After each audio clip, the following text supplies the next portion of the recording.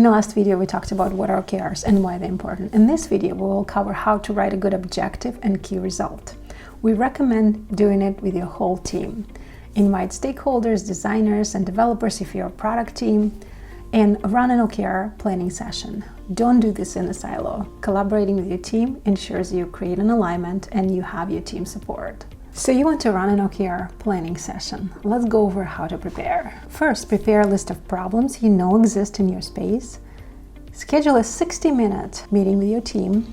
Prepare sticky notes if you're in person and a template and a remote whiteboarding tool if you're remote. We have a link to a very simple OKR template below. Let's walk over how to facilitate it. Start with reviewing your business problem or problems that your product or team is trying to solve and narrow down to the one you would want to address right away. Let's go back to an example in the previous video and imagine you sell your products online. You identified 3 problems, and the biggest one is you have seen a decline in people buying from you online because of the bad user experience. Once you identify the problem, rewrite it as a positive statement. Try to answer some questions like, what would have to be true for my product to be successful? What would a success look like? How would I know I'm successful?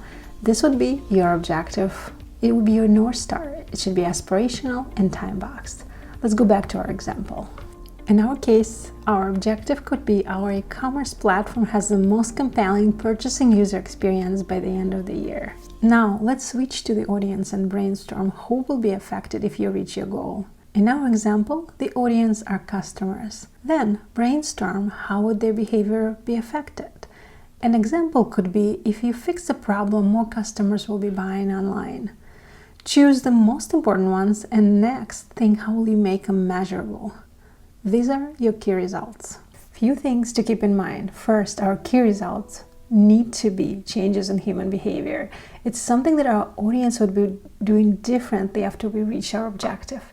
Second, don't choose more than 3 and 4 key results. It makes it really time-consuming to track them, and we saw a lot of teams drop because it was too much to track. For more details on how to write good OKRs, check our blog or course, Adopting and Scaling OKRs. We also have a link to the OKR planning session template below. In the next video, we'll talk about few OKR pitfalls and why some teams struggle to adopt them.